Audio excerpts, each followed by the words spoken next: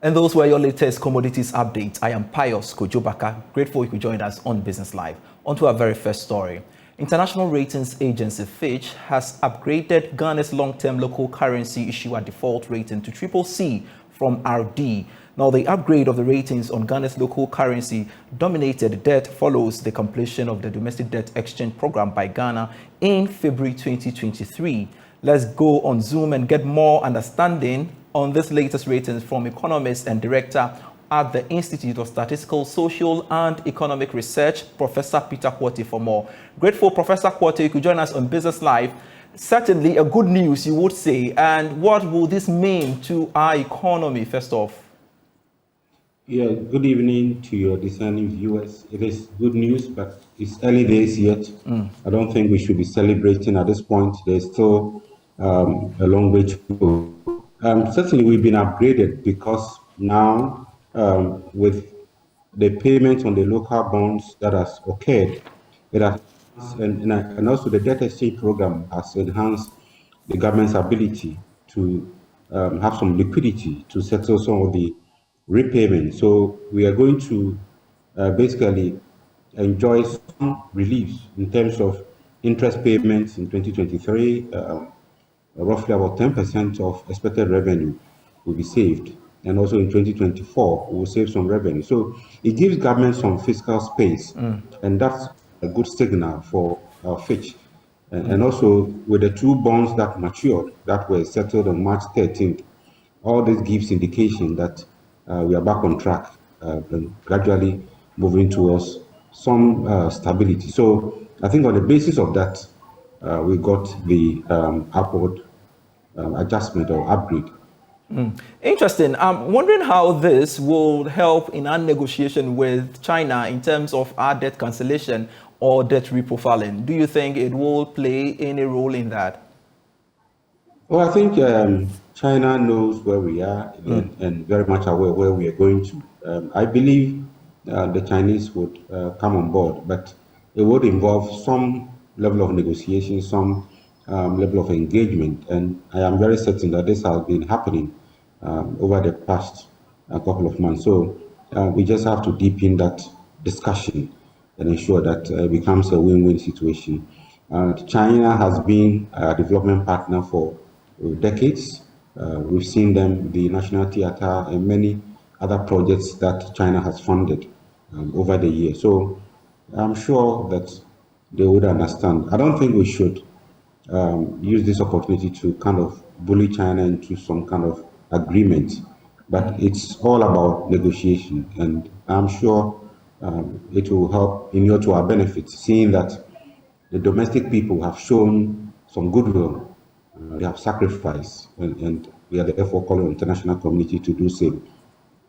Do you hold the view that looking at how we've been upgraded, when we should go or should we go to the international market, it will be easy? How do you think that will also play out with that? I think it's too early to be thinking on the international market. That is what is causing our problem now. It's expensive. We are paying between 8 to 9% in some of the majority of the loans that we have gone for. So I don't think we should be thinking about the international market now. We should rather be thinking about raising more revenue domestically. We should be thinking about, after we sign on to the IMF program, or what it would take to sign on to the program and get the reliefs, and how we can attract other bilateral donors who will give us concessional loans, not the capital market. It is just too early and very expensive. That is what caused the petrodollar crisis in the 80s. And if we are not careful, we'll go back to that problem again. Let's use this opportunity to restructure, to transform the economy, so that this vicious cycle of always running to the IMF will stop. Professor Quartey, I want to know, there are predictions that we may not get the deal by the end of March. Some are also believing that we will get it maybe somewhere in May. Now, do you think that we are able to secure a deal factoring this upgrade? Well, I don't see us getting the final deal in March, because already in March, and we haven't concluded negotiations with China. We haven't concluded negotiations with the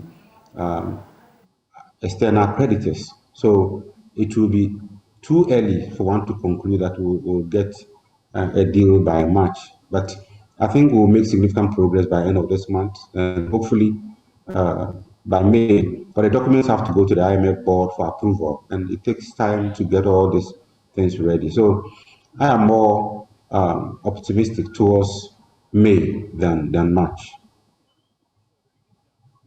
Let's get your perception or your position on this latest development, where we do know that the Monetary Policy Committee of the Bank of Ghana currently, had begun, their engagement to announce a new policy rate. And of course, this is going to be the 111th time, the meeting will be held. Now, there are some who hold the view that we need to have, a maintenance of the policy rate. Where do you stand on that? Factoring inflation. Well, inflation is coming down marginally. Exchange rate has been relatively stable. But I would say that even with the debt exchange program, you've seen some bonds, coupon holders have been paid, and there's still some liquidity in the system. So Bank of Ghana should strike a good balance. I would predict that the policy rate be maintained at this point, although some signs are towards a downward adjustment. But I think at this point, it is better to maintain, not to rather increase the policy rate, try to mop up excess liquidity. Because when we do so, it increases lending rates and other rates, and that also hurts the real sector. We have to borrow manufacturers, traders, and all the other key sectors that matter. We have to borrow at higher interest rates. So at this point, I would rather urge that we maintain the rate and see how the market develops. And what is going to be the implication of that? Well, there'll be some bit of liquidity in the system, but given that exchange rate has been fairly stable, I think inflation might not, I don't expect inflation to go up.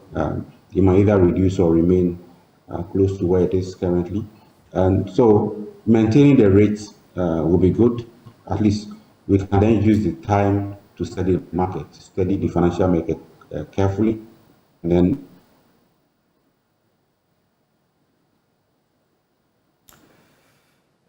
it seems Professor Peter Quartey's line has frozen, and as and when we get him, we shall bring him on stream to finish his remarks on that. But you're still watching Business Live here on the Joy News channel with me, Pious Kojo Backah. We're taking a short break. When we return, there'll be more. hello.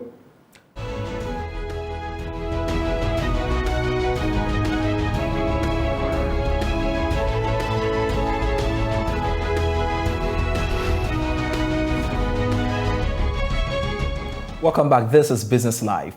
Now, Parliament is expected to vote tomorrow on 3 amended bills government has laid before it as part of measures to revamp domestic revenue mobilization and, of course, help the country secure an IMF deal. When passed, the Income Tax Amendment Bill, the Excise Duty Amendment Bill, and the Growth and Sustainability Amendment Bill are expected to rake in about 4 billion annually, 4 billion cedis annually.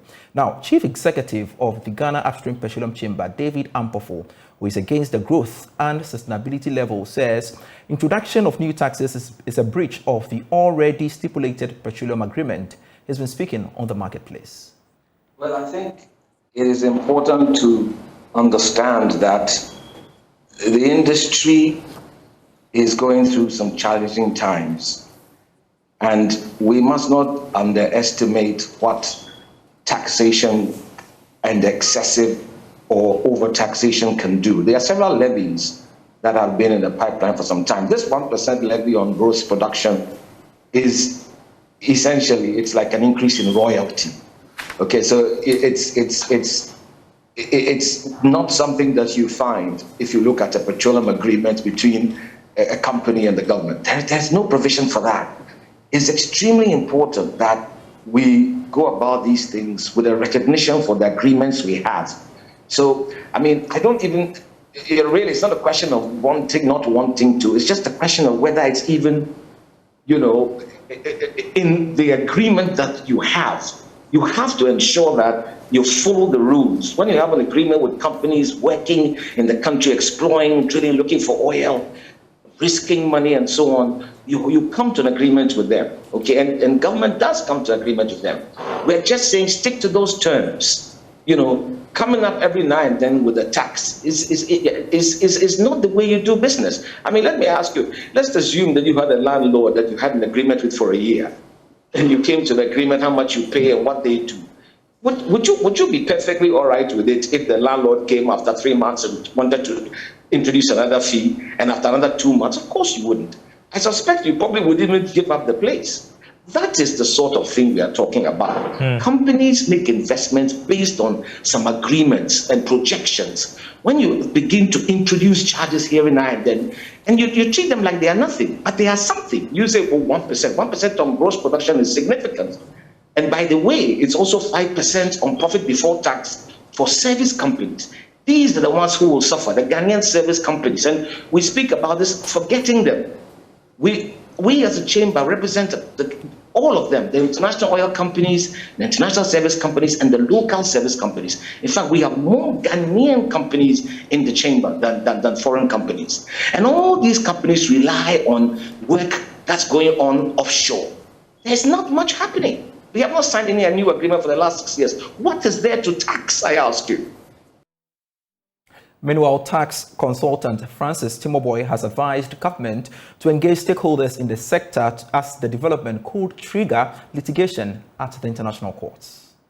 If you look at every long-term agreement, and it happens in the mining sector, it happens in the petroleum sector, there's always a clause which we call the stability clause, and the purpose is to freeze every right and obligation that has been agreed to prevent possible abuse, either a change in state law or normally in a fiscal law like we have in the tax laws. But this growth and sustainability law has been with us since 2001. Unfortunately, when it was introduced, the mining and then the oil companies were not part. It was taken off in 2007, came back in 2009, then it was taken off in 2011, came back 2013, and since 2013 it's been there on selected companies.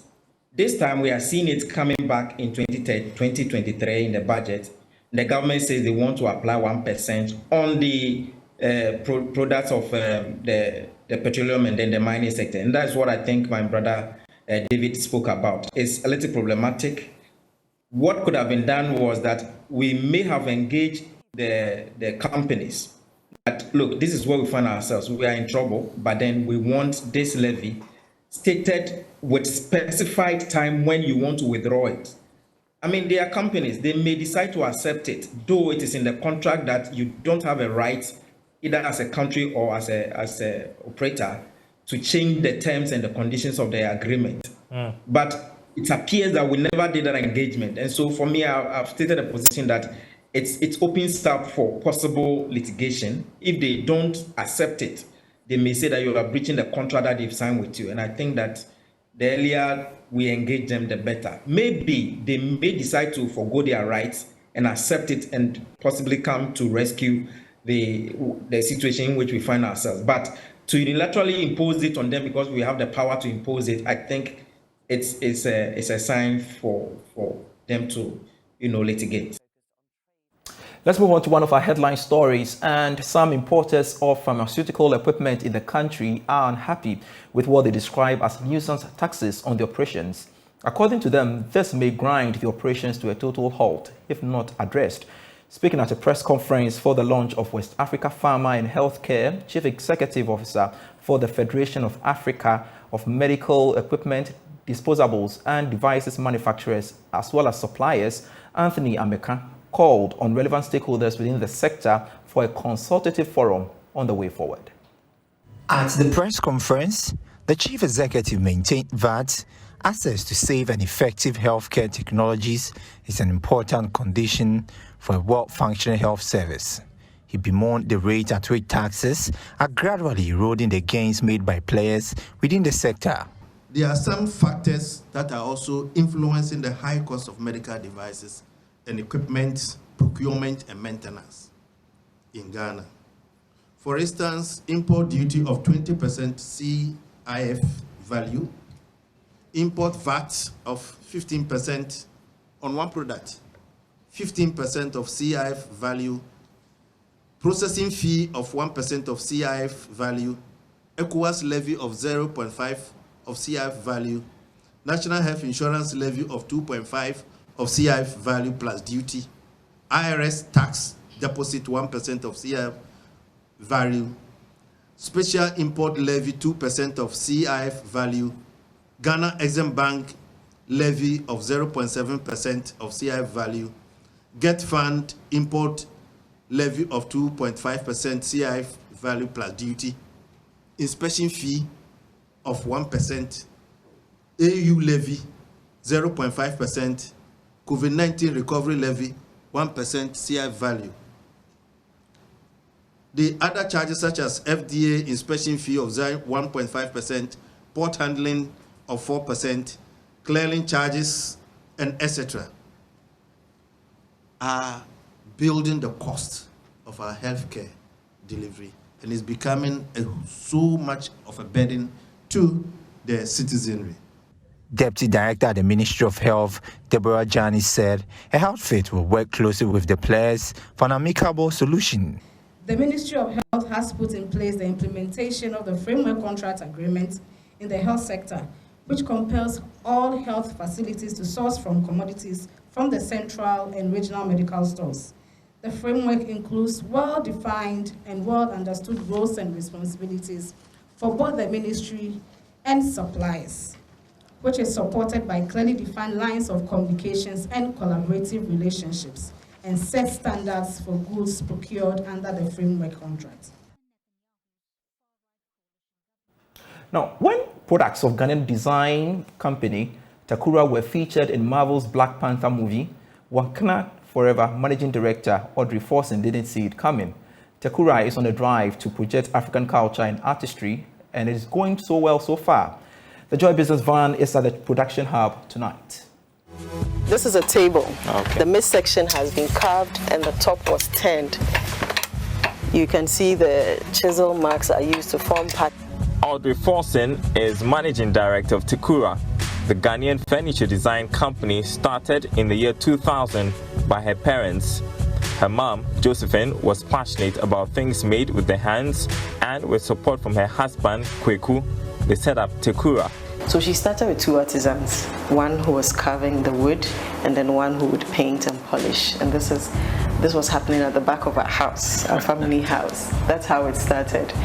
And you know, over time, she's been able to establish a strong export company. Takura draws inspiration from the many beautiful stories from Africa to make a range of accent tables, contemporary stools, and complementary pieces like bowls, vases, candle holders, projecting African culture and artistry. Our culture is now the most sought after, if I should say. We've gone full circle and we've come back to African design. Now, even in Hollywood, you're seeing movies and music paying attention to elements from the continent, from the motherland, which is here. So we're using the traditional drums to still make music. We're bringing in all sorts of things. We're wearing textile that are, you know, the designs are picked from here. So I say it's a good time to be African, and it's a good time to be in the business of Africa, let me put it that way.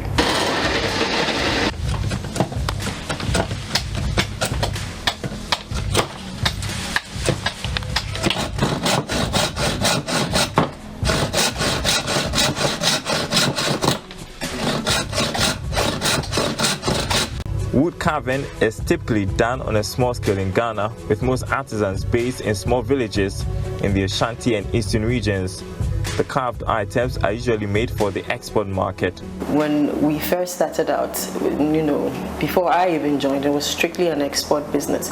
Ghanaians, your typical Ghanaian wouldn't patronize a carved mask or table or whatever item it is. So it's been a journey of moving from just expatriate clients to, you know, covering the domestic, the local market as well. And I should say that we even when we started paying attention to the local market, there were still expatriate residents in Ghana. But with time, we have more than 50% of our local consumers being Ghanaians.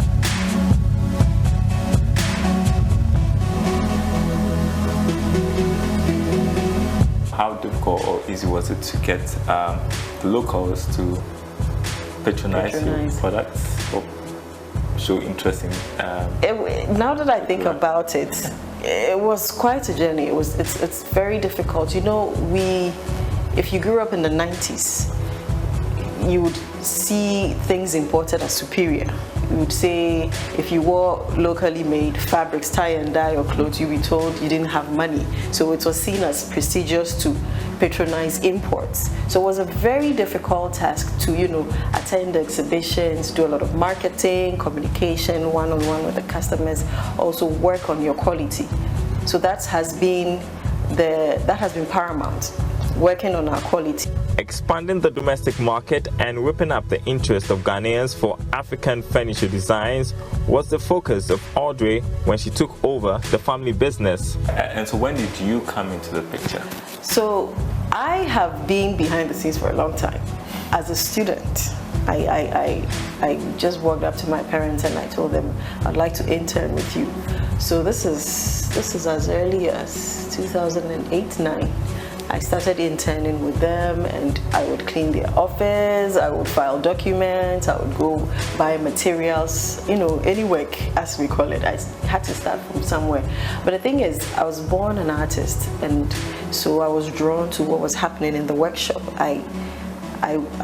As far as I can remember, I can draw and paint without having training. Mm-hmm. So I was drawn to these artisans painting the wood and sanding and the carver, doing all these designs on the wood. So I naturally, gravitated towards this business. The aim of Tekura is to tell a unique and a positive Africa story to the world, giving local traditional crafts contemporary makeovers. So I work as a furniture designer. My mother, who started the company, also was part of the designing, my father as well.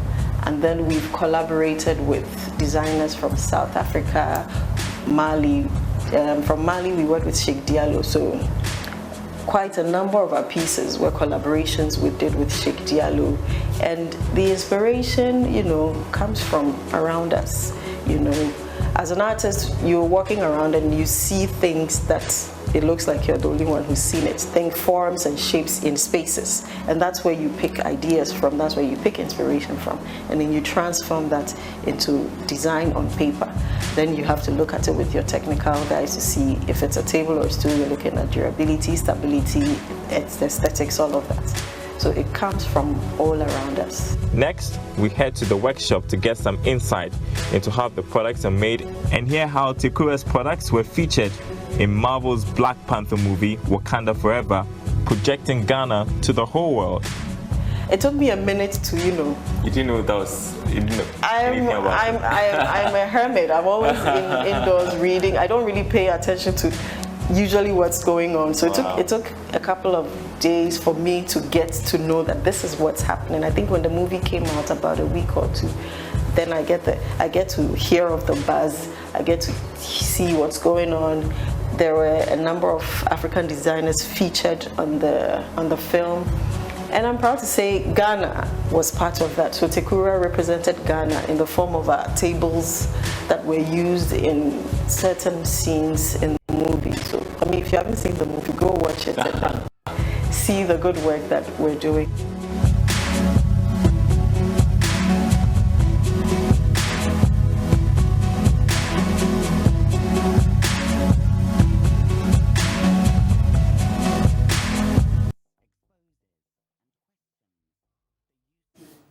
Thanks so much for your company. I am Pious Kojo Backah. Let's connect same time tomorrow. Do enjoy the rest of our programs. Bye-bye.